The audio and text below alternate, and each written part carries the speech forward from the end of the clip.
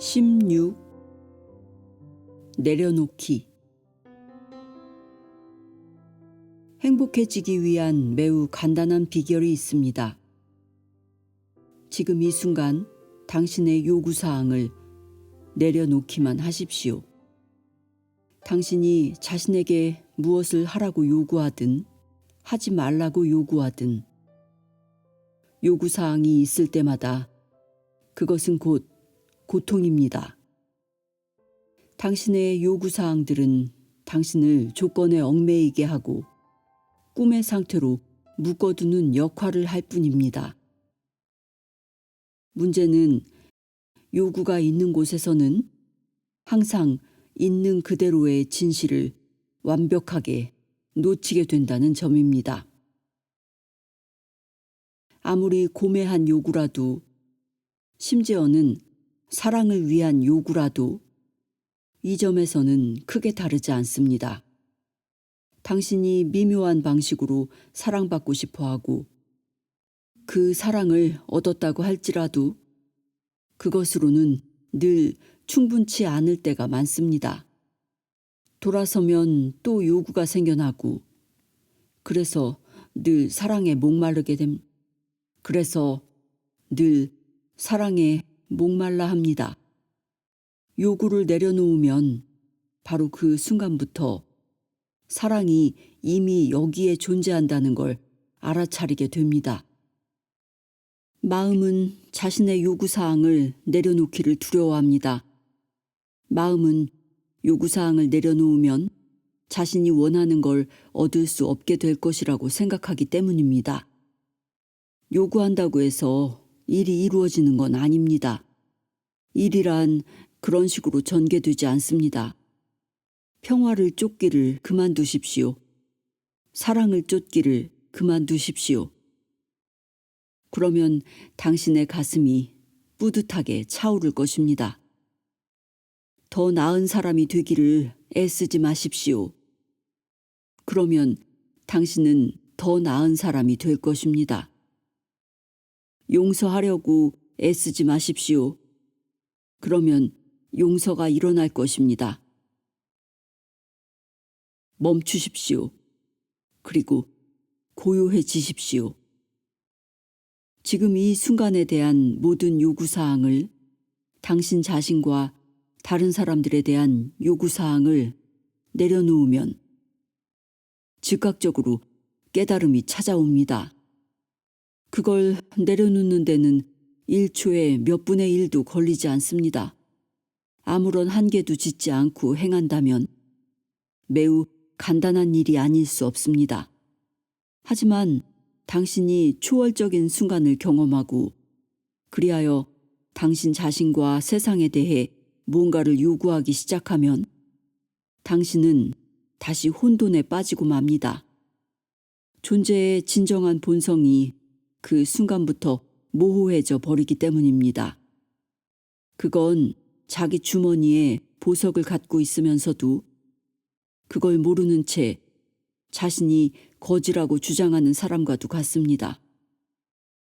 거지라고 고집하기를 멈추고 주머니에 손을 넣어보면 주머니가 가득 차 있다는 걸 깨닫게 될 것입니다. 어떤 행위에 대한 결과로서 주머니가 가득 차게 된 것이 결코 아닙니다. 진정한 자아가 갖는 미덕은 그것이 어떤 것을 획득하는 것과는 상관이 없고 값비싼 보상으로 주어지는 것도 아니며 보여지는 대상도 아니라는 데 있습니다. 그건 있는 그대로의 당신 자신이 갖고 있는 타고난 미덕의 문제이며 내적인 축복의 문제입니다.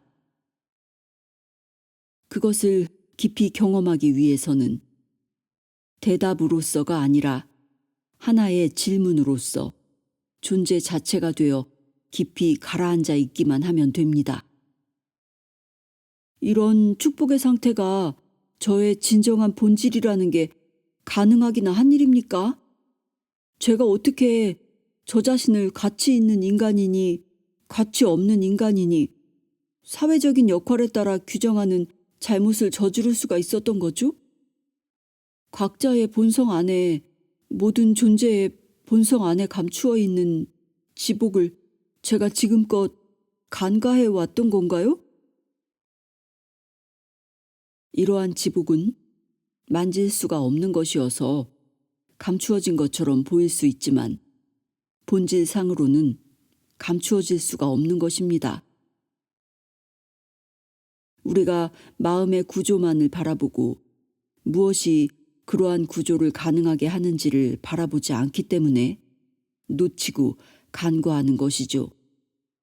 우리의 신념과 감정의 구조는, 우리의 내적, 외적 마음의 구조는 그저 오고 가는 것일 뿐입니다.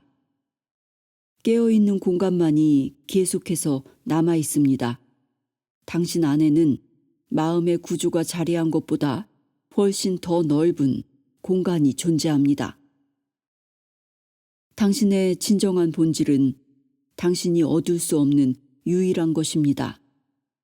그것이 바로 당신 자신의 진정한 아름다움입니다. 당신은 신 외에는 모든 것을 다 얻을 수 있습니다. 하지만 신은 얻을 수 없습니다. 당신이 할 수 있는 모든 것은 거짓을 멈추고 당신이 신이라는 것을 깨닫는 것입니다. 과거에는 에고가 죽는다고 생각하여 온갖 드라마가 꾸며져 왔습니다. 에고는 자신을 우스꽝스럽게 만들 정도로 많은 드라마를 만들었습니다. 에고는 사랑이나 신, 돈, 새로운 장난감 같은 걸 얻기 위해 항상 애쓰는 마음의 운동에 지나지 않습니다. 에고는 항상 무엇인가가 자신을 행복하게 해줄 거라고 생각합니다.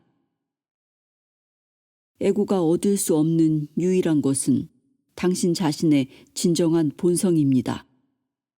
에고는 수십만 번의 영적 체험을 얻을 수 있지만 당신의 진정한 본성은 얻을 수 없습니다. 지금 이 순간의 에센스는 얻어질 수 없는 것입니다. 왜냐하면 그것만이 항구적으로 계속되는 것이어서 소유할 수가 없기 때문입니다. 깨달음은 별다른 무엇을 깨닫는 것이 아니라 바로 이걸 깨닫는 것입니다. 항상 존재하고 항상 존재해왔고 항상 존재할 것을 깨닫는 것입니다.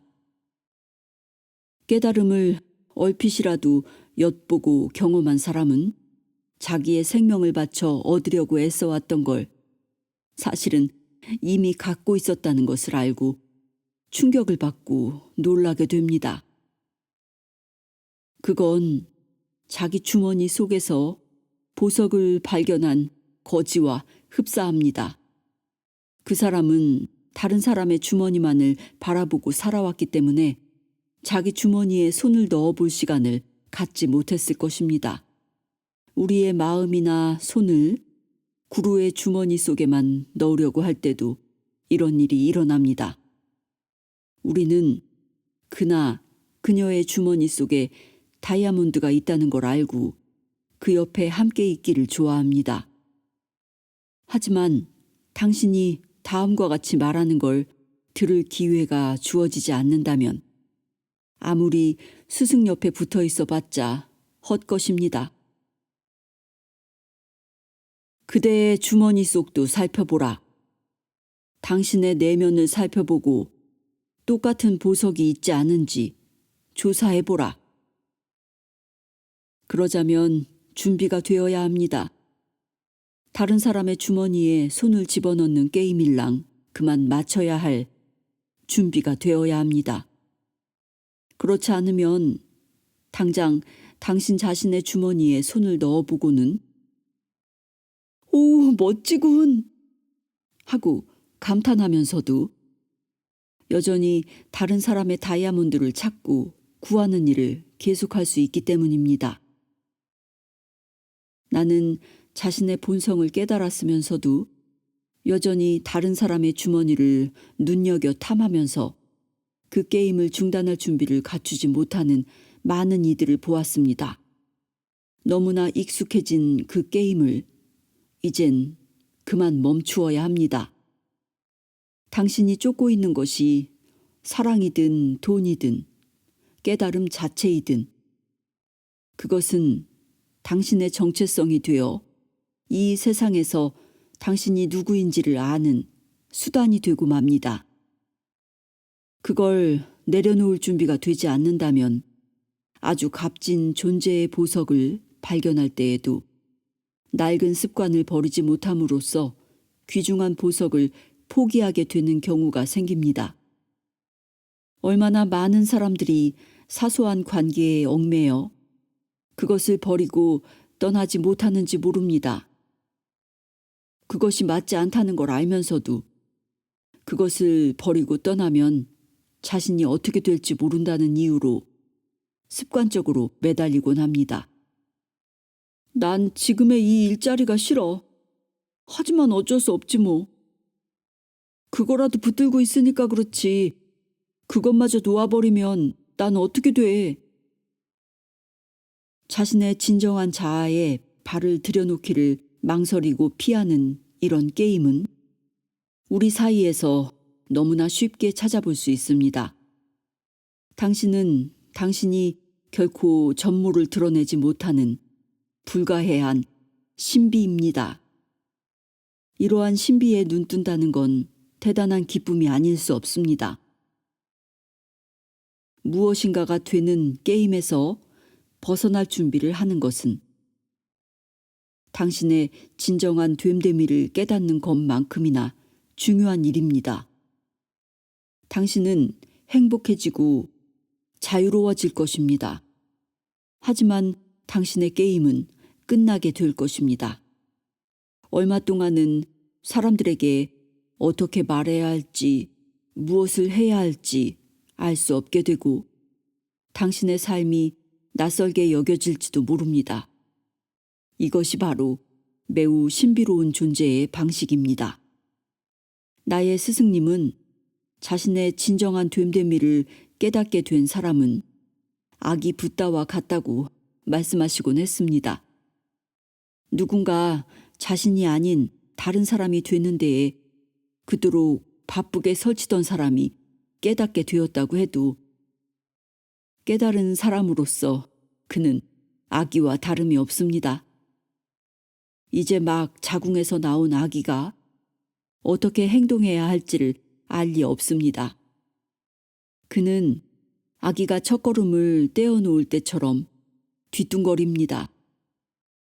어느 정도의 불안정을 감수해야 한다면 당신은 그런 불안정한 자세가 내키지 않을 것이므로 자기 보호와 구도라는 낡은 습관으로 돌아서고 싶어질 것입니다.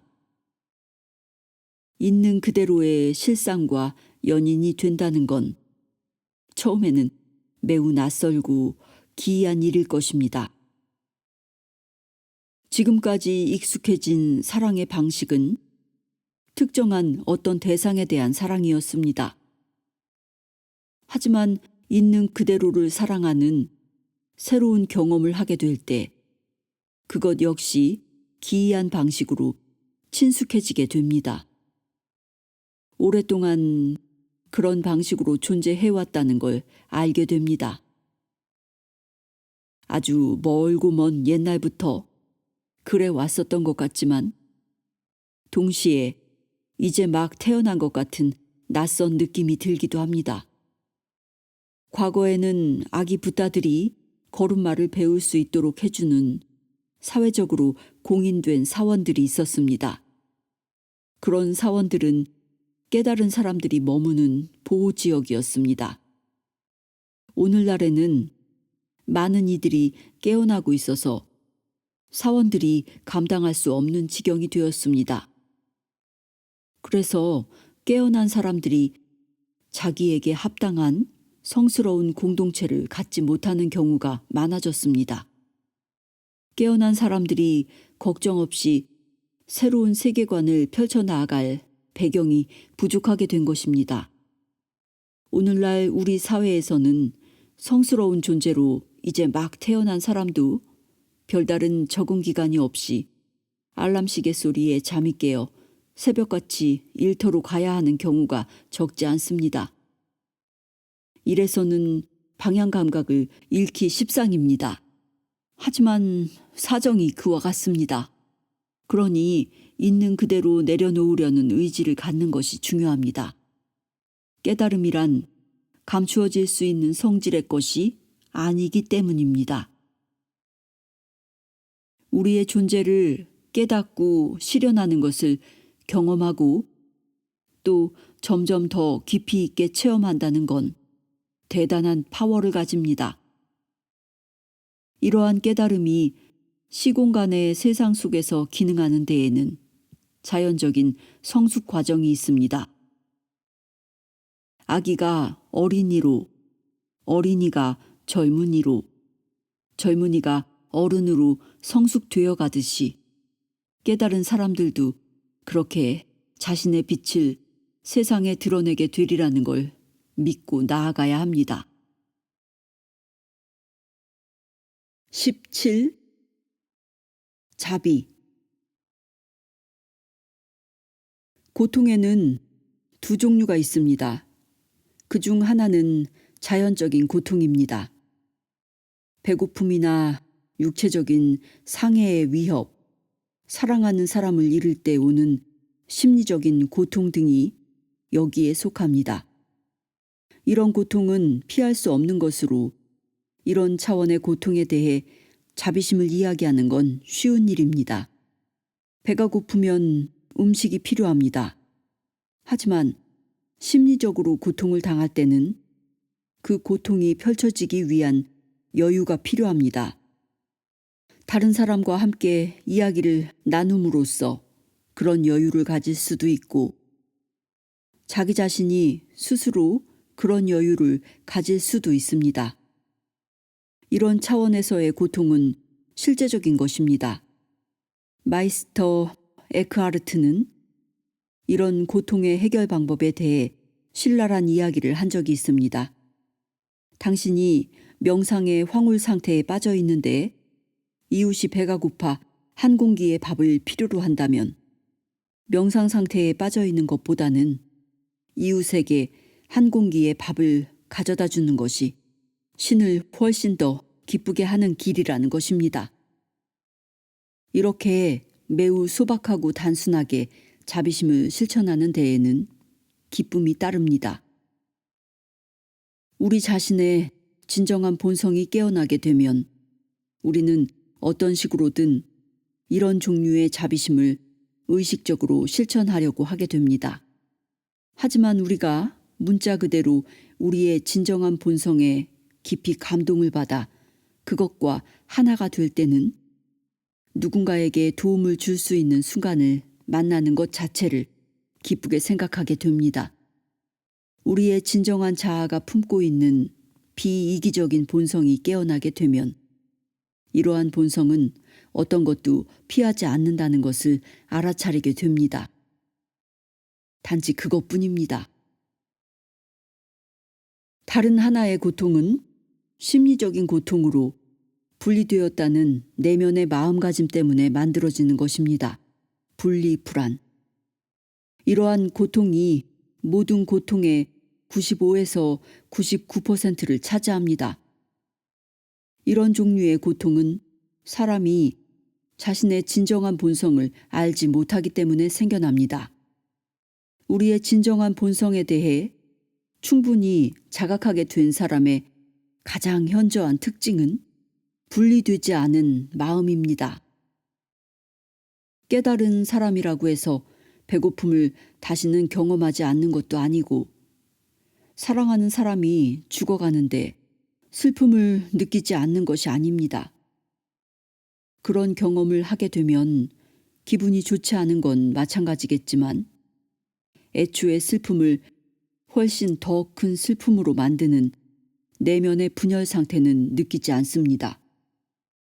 우리의 진정한 자아는 분열될 수 없는 것이지만 우리가 생각하는 가짜의 자아는 너무나 쉽게 분열됩니다.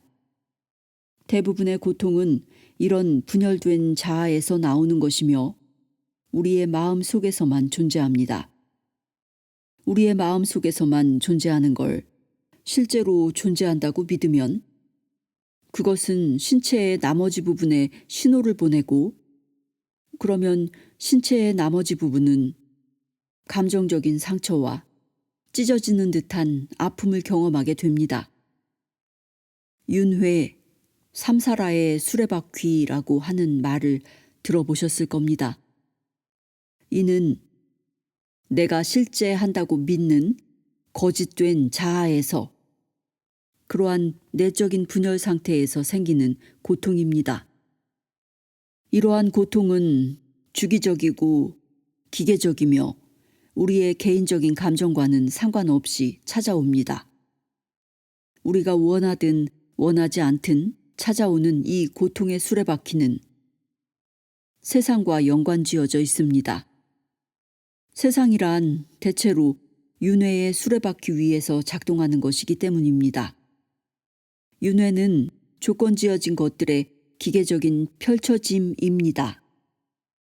한 개인이 다른 5사람들과 자극을 주고받고, 또 이들 5사람들 각자도 다른 5사람들과 자극을 주고받으며 계속적으로 움직여 나갑니다.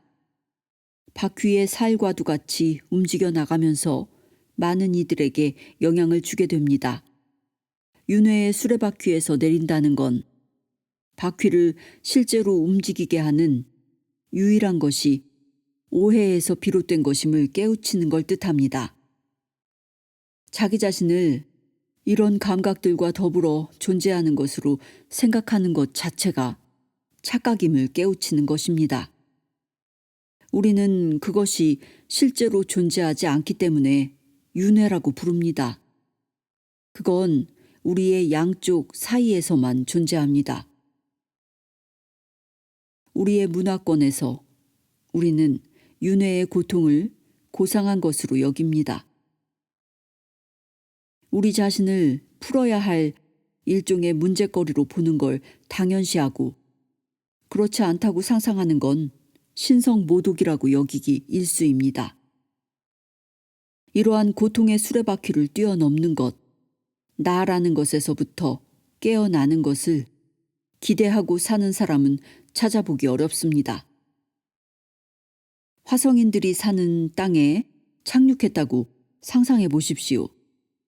화성인들 각자가 마음속에 자아관념을 갖고 저마다 나의 이야기를 쓰고 있는 걸 보게 될 것입니다.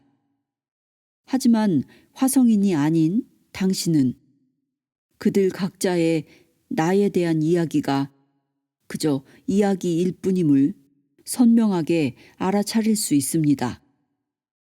당신은 그들에게서 그들 각자의 이야기를 모두 제거하더라도 그들이 여전히 멋진 존재라는 것을 압니다.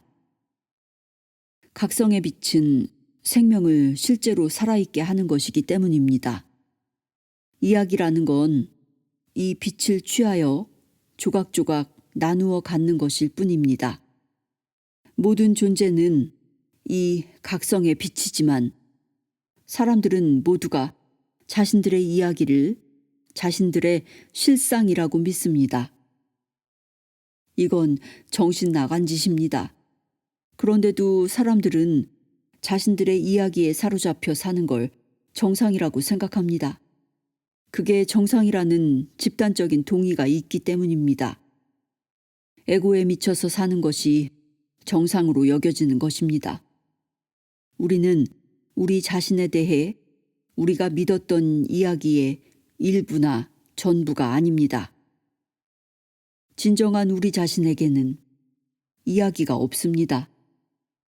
이것이 바로 붓다가 나는 없다 라고 말한 까닭입니다. 그가 오늘날에 태어났더라면 그는 깨어나서 나에 대한 이야기는 실제하지 않는다 라고 말했을지도 모릅니다. 분리되고 고립된 자아관념이 인생을 힘들게 하는 원인입니다. 가만히 살펴보십시오. 우리가 힘들게 고투하는 건 우리가 이미지와 신념의 혼합물에 관심을 집중하기 때문입니다. 우리는 분리된 자아에 대한 인식을 유지하고자 고투합니다.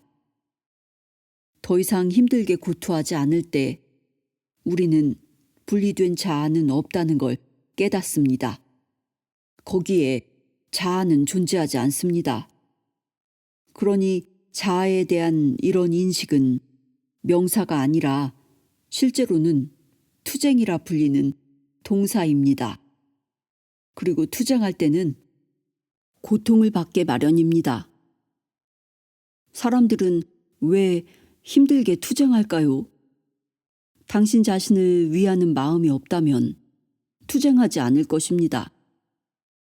이를 이해하는 것이 중요합니다.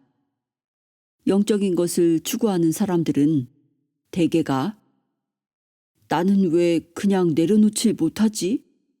라고 고민하기 때문입니다.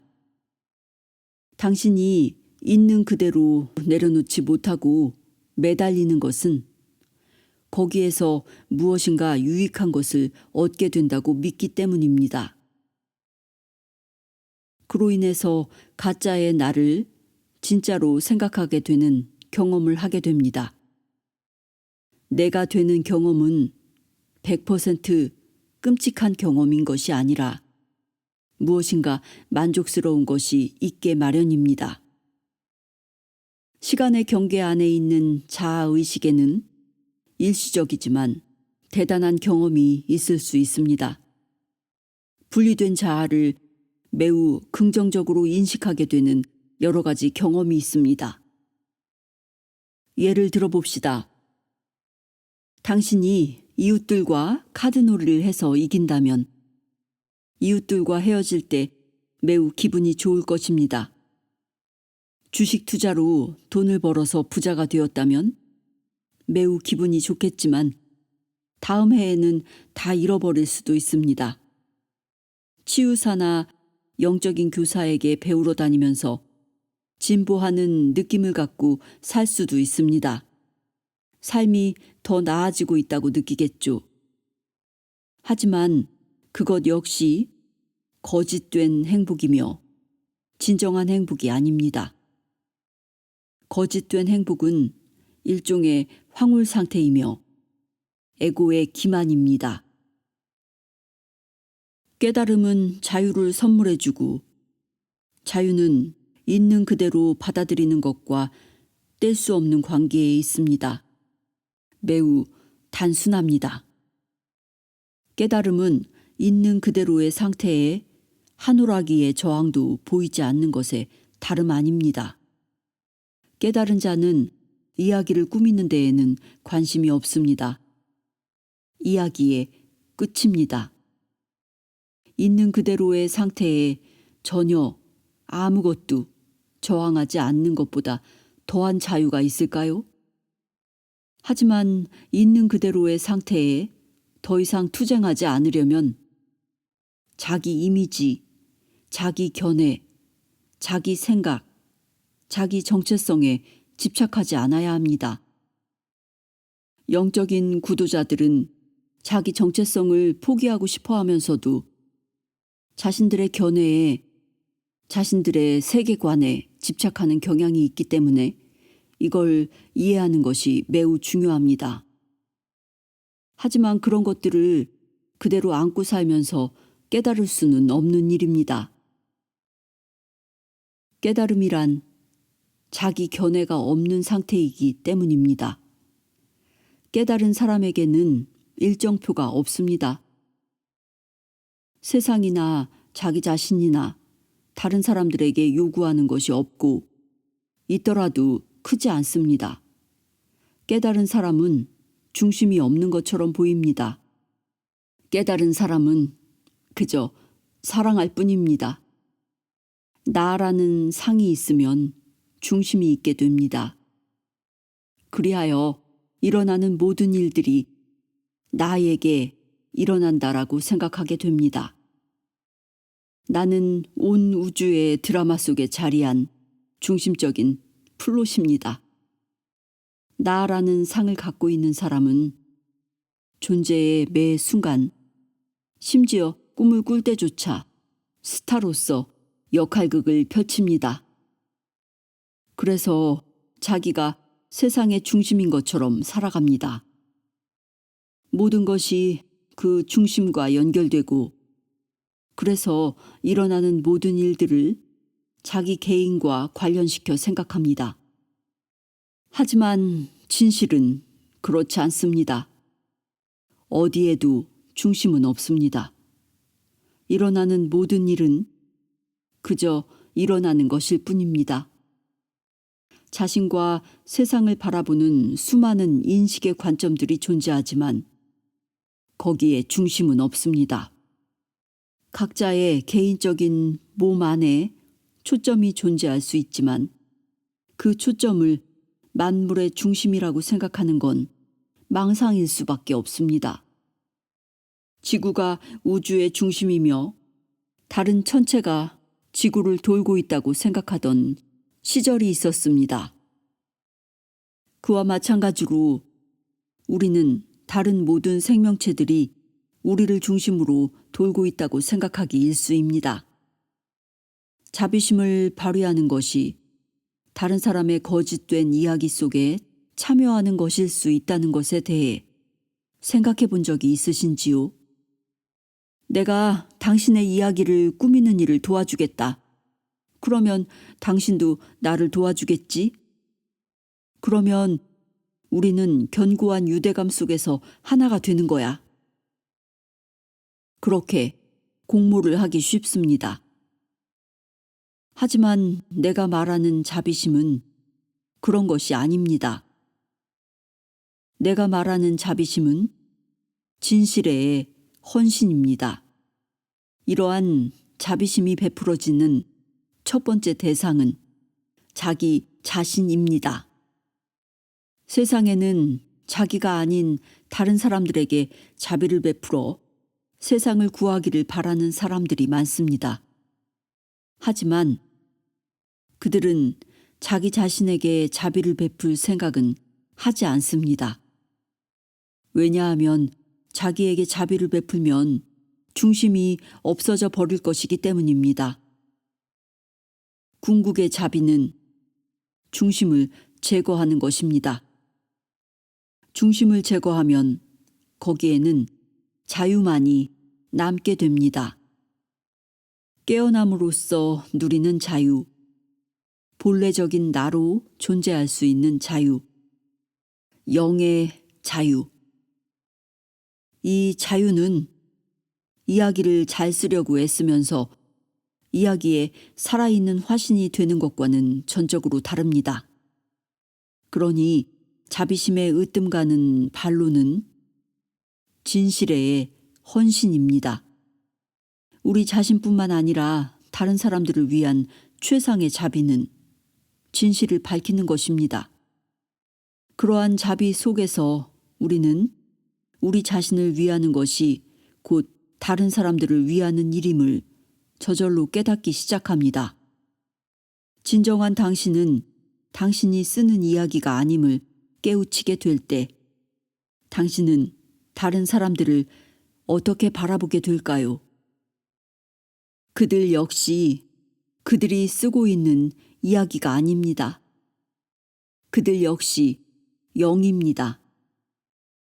그 영은 그들의 이야기나 그들에 대한 당신의 이야기와는 전혀 상관이 없습니다. 그리하여 당신은 당신의 중심을 잃게 되고 당신이 그들에 대해 만들었던 이미지 박스, 곧 그들의 중심 또한 잃게 됩니다. 당신은 그들 또한 당신과 똑같은 존재임을 알아차립니다.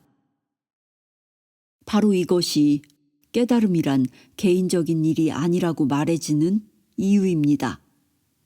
당신은 깨달았는데 다른 사람들은 그렇지 않다고 믿는다면 그건 진정한 깨달음이라고 할 수 없습니다. 만물의 진정한 본성을 보지 않고서 당신의 진정한 본성만을 볼 수는 없는 일이기 때문입니다. 그것은 문자 그대로 불가능합니다.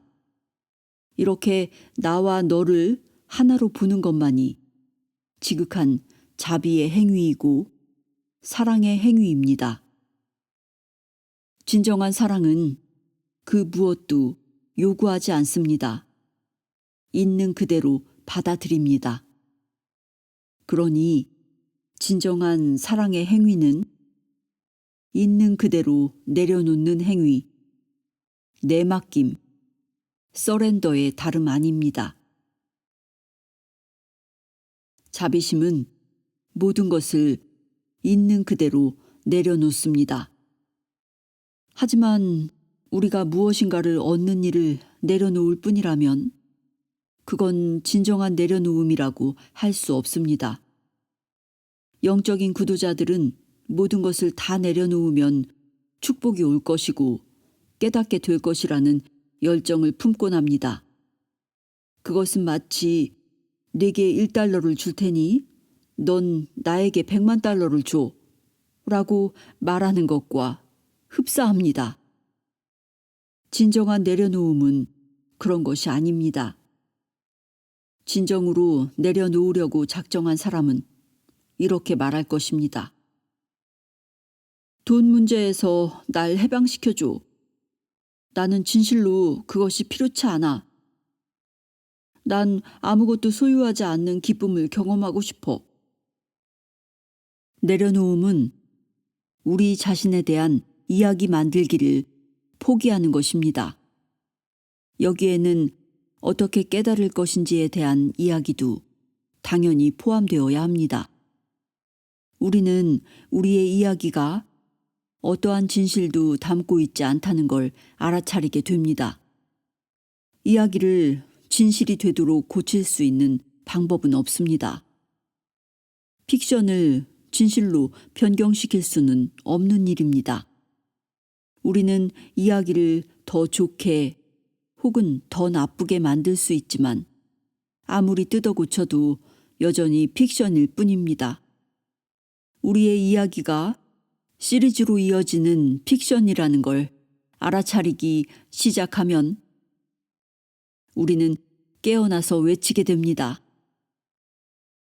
맙소사, 그게 전부 픽션이었어. 이것이 자유의 길입니다. 에고나 가공의 나에게는 이런 진실을 바라보는 일이 끔찍할 것입니다. 그는 여전히 픽션에 흥미를 가질 것이기 때문입니다. 하지만 모든 것이 픽션임을 깨닫게 되면 대단한 자유를 누리게 됩니다. 그때야 비로소 우리는 무엇이 진실인지를 알아차리기 시작합니다. 깨어있는 의식은 자신에 대한, 삶에 대한, 다른 사람들에 대한 어떤 픽션도 거부합니다. 그러면 남는 건 진실뿐입니다. 우리는 어떤 것도 그 실상에 대해서는 말할 수가 없습니다. 입을 열면 그건 즉각 개념이 되어 버리기 때문입니다. 하지만 어떠한 이야기도 없이 삶을 바라보고 인식하고 경험한다는 건 그리하여 중심이 없이 있는 그대로의 밑바닥에 머물면서 산다는 건 우리가 우리 자신에 대해서나 다른 사람들에 대해 할 수 있는 가장 위대한 자비입니다. 왜냐하면 그럴 때 우리에게는 내가 없기 때문입니다. 내가 없다는 건 이야기가 없고 중심이 없이 존재하는 것입니다.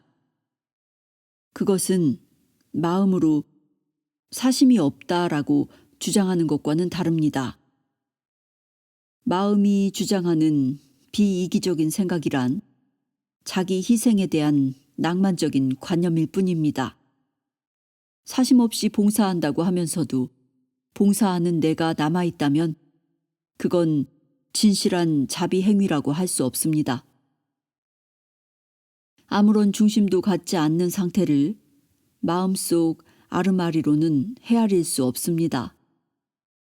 당신에게는 본래 아무런 중심도 존재하지 않는다는 걸 깨닫는다는 건 본래 타고난 만들어지지 않는 깊디 깊은 사랑을 깨닫는 일입니다. 그건 아무런 원인이 없는 사랑입니다. 평화로워야 할 아무런 이유도 없지만 당신이 평화 자체가 됩니다.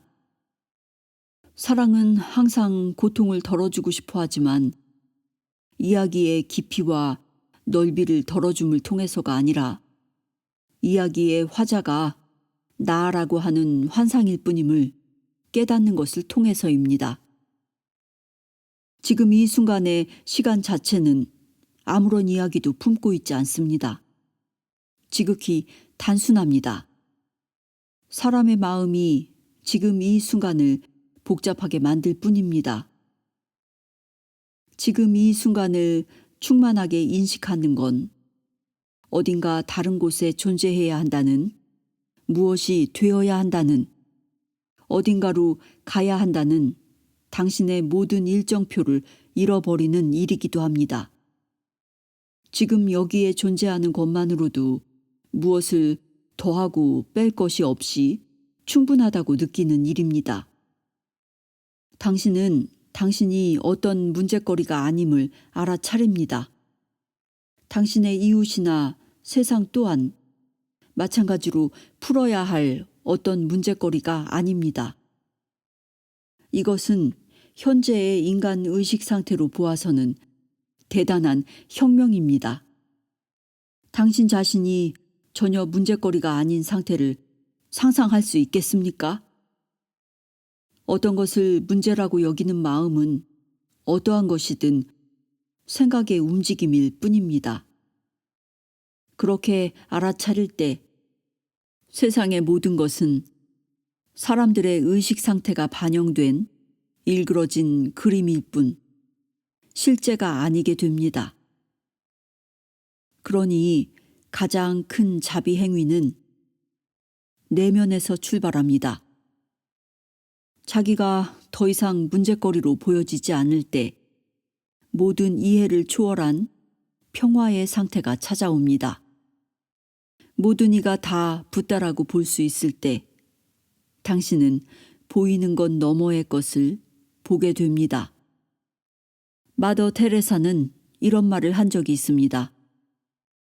아픈 사람이나 굶주리는 사람을 대하면서 저는 그들의 모습을 보는 것이 아니라 그들 안에 있는 예수를 봅니다.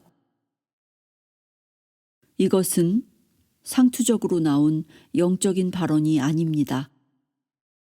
있는 그대로의 구체적인 현실입니다. 모든 존재 안에는 그리스도가 살고 있습니다. 마찬가지로 모든 존재 안에는 붓다가 살고 있습니다. 이런 것을 인식할 수 있는 유일한 존재는 내면의 그리스도뿐입니다. 내면의 붓다만이 붓다를 인식합니다. 하나만이 하나를 인식합니다. 나는 하나를 인식할 수 없습니다.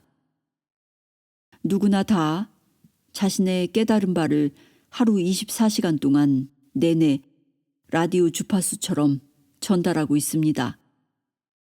모든 사람이 다 이런 주파수를 수신합니다. 당신의 진정한 본성이 이미 자유로우며 본래 아무런 상 없이 텅 비어 있다는 것을 깨달을 때 본래의 자신은 순수한 영임을 알아차리게 될 때 당신은 다른 모든 사람의 진정한 됨됨이 또한 알아차리게 됩니다. 당신은 그런 의식을 전한다는 생각도 없이 당신의 이런 의식을 주변에 전파합니다. 모두가 다 분리된 존재라고 생각한다면 당신이 무슨 일을 행하고 있든 당신은 그러한 신호를 주변에 전파합니다. 당신이 자신의 진정한 본성에 깨우치게 되면 당신은 안도 바깥도 없다는 걸 알아차리기 시작합니다. 모두가 하나이기 때문입니다. 이러한 비전보다 더 강력한 것은 없을 것입니다. 나는 당신에게 보장할 수 있습니다. 당신 안에 부다를 보는 것이 부다에 관한 1만 권의 책을 읽는 것보다 더 큰 가치가 있다는 걸. 온 우주에는 부다만이 존재하며 다른 그 무엇도 존재하지 않는다는 걸 실제로 아는 것보다 더 강력한 효과를 지니는 것은 없습니다. 그 어떤 것도 고치려고 하지 않는 깊은 자비심은 역설적으로 모든 것을 변화시킵니다. 어떤 것도 고치려고 하지 않는 당신 자신의 깊은 내면에 접속될 때 당신은 절대적인 무저항의 상태가 되고 이것이 만물에 대한 당신의 인식을 변화시킵니다. 당신의 조건화된 상태가 이러한 내면의 무조건적인 존재 상태에 접속될 때 당신의 조건화된 상태는 변화되지 않을 수 없습니다. 이것이 신성한 연금술이며 그것이 자비입니다. 자기의 정체성에 대한 집착이 우리 모두의 상처가 되는 것입니까? 텔레비전을 켜거나 이웃들의 이야기에 귀를 기울여 보십시오. 우리 자신을 조건화된 상태로 파악하는 한 상처와 재앙은 피할 수 없습니다. 정체성을 인식하는 것이 본래 상처나 비극인 건 아닙니다. 그걸 비극으로 경험하게 되는 건 거기에 따라 출렁거리는 마음입니다. 신문을 펼쳐보십시오. 매일같이 나가 이야기의 주인공으로 등장합니다. 정신이 나간 짓들이 매일같이 신문을 장식합니다. 정체성을 제거하기를 원하기보다는 진리에 목을 매다는 노력을 하는 것이 더 중요합니다. 당신의 정체성에 초점을 맞추면서 동시에 그걸 제거할 수는 없는 일입니다. 무엇이 진정한 것이고 무엇이 진정한 것이 아닌지 분별하는 법을 터득하십시오. 대부분의 사람들은 나라는 인식이 일어나면 그걸 재빨리 제거하려고 들거나 무엇이 진실인지를 아예 보지 않고 거기에 빠져버리고 맙니다.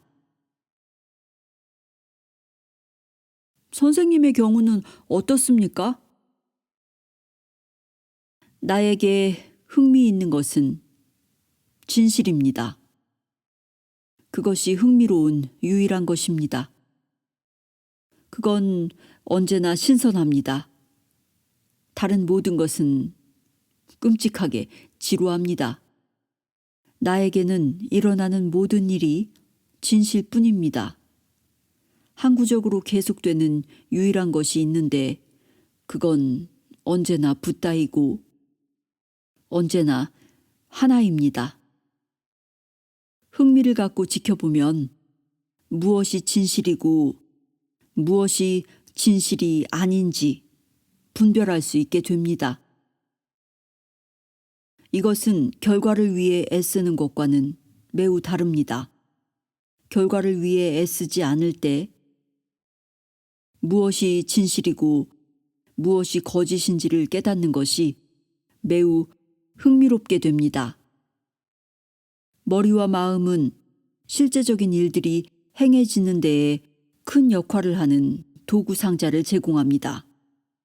하지만 도구 상자에서 나온 어떤 생각이든 하나의 이야기일 뿐이며 거기에는 진실이 없습니다. 거기에는 객관적으로 실제하는 것이 없습니다. 두 귀 사이에서 일어나는 모든 것은 진실이 아닙니다. 단지 이야기일 뿐입니다. 당신의 이야기가 없다면 당신은 누구입니까? 분리의 영역에서는 항상 알아야 할 무엇이 존재합니다. 하지만 깨달음의 세계에서는 알아야 할 것이 아무것도 없습니다. 깨달음은 사실 알지 못함에 이르는 과정입니다. 마음속에 있는 모든 것을 알지 못할 때 진실 외에는 남아있는 것이 아무것도 없게 됩니다. 그런 종류의 알은 말해질 수조차 없습니다. 왜냐하면 말을 하자마자 마음은 재빨리 그걸 자기 자신의 지적인 알무로 만들어버리기 때문입니다. 그것은 상징적인 표현에 지나지 않습니다. 진실은 상징적인 언어로 찾아질 수 있는 것이 아닙니다. 상징 언어는 실제하는 것이 아니기 때문입니다. 우리가 이를 이해할 때 우리는 마음속에서 진실을 찾는 데에 많은 시간들을 더 이상 낭비하지 않을 수 있습니다.